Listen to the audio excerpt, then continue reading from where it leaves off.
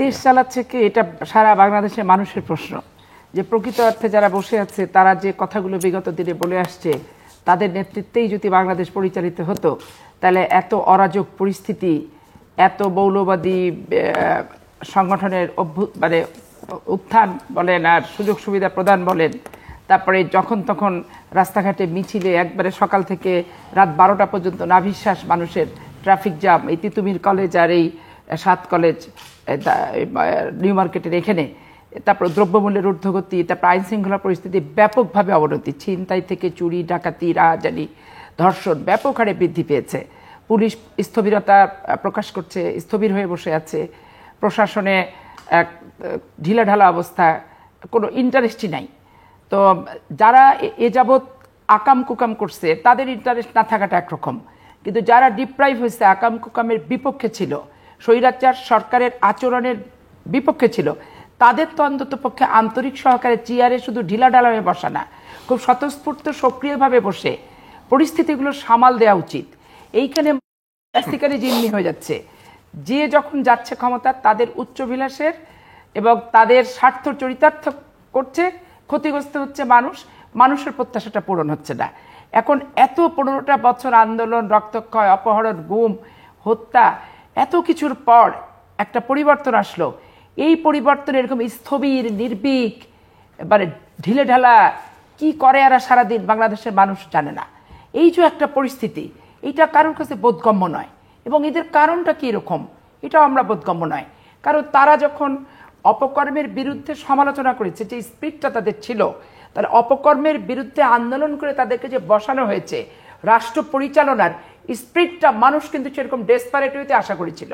কিন্তু তাদের ডেসপারেট ওয়েতে যে আশাটা করেছিল, সেই প্রত্যাশাটা পূরণ হচ্ছে না। কারণটা কি? তাহলে তাদের নিশ্চয়ই কোনো এজেন্ডা আছে। এখানে ধরে নেওয়া হয় তাদের এজেন্ডা আছে। তাদের এজেন্ডা থাকার কারণে তারা হয়তো রাজনৈতিক সংগঠনকে করবে, সমর্থন দেবে, সেইটা নিয়ে তারা ক্ষমতায় থেকে নির্বাচন করতে চায়। কারা ক্ষমতায় আসবে, কারা বিরোধী দল হবে, তারা এখন থেকে হয়তো সেইগুলা নিয়ে এত বেশি চিন্তা ভাবনা এবং চিন্তিত, যার কারণে ধরি মাছ না ছুঁই পানি, ধরি মাছ না ছুঁই পানি, এইরকম একটা নিরাপদ জায়গায় যেতে চাচ্ছে। কিন্তু রাষ্ট্র পরিচালনা করলে নিরাপদ জায়গায় যাওয়ার কোনো সুযোগ নাই।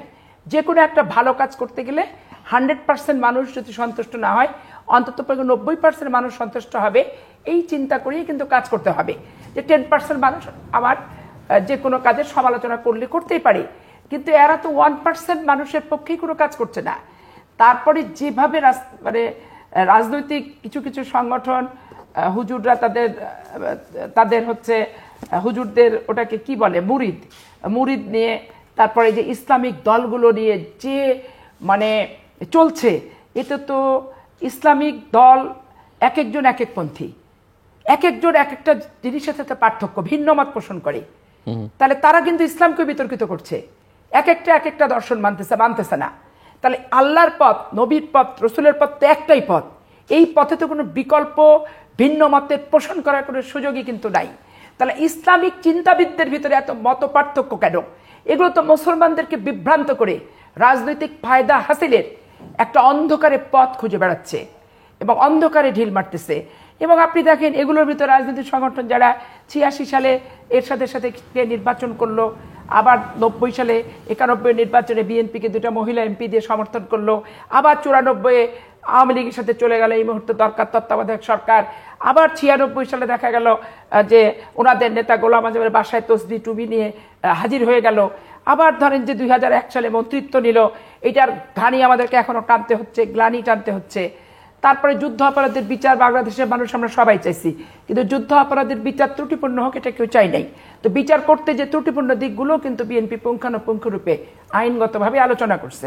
তাহলে আমরা তো যে কোনো অপকর্মের বিরুদ্ধে যে একটা স্ট্যান্ড থাকবে, ইস্যু থাকবে, কিন্তু ইস্যুটাকে যথাযথ ধারাবাহিকভাবে পরিচালিত করাটাই হচ্ছে রাষ্ট্র এবং বিচারের মানদণ্ড হওয়া উচিত।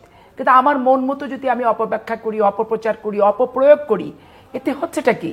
যে আইন তার স্পিরিট হারাচ্ছে, আইনের প্রয়োগের ব্যত্যয় ঘটছে।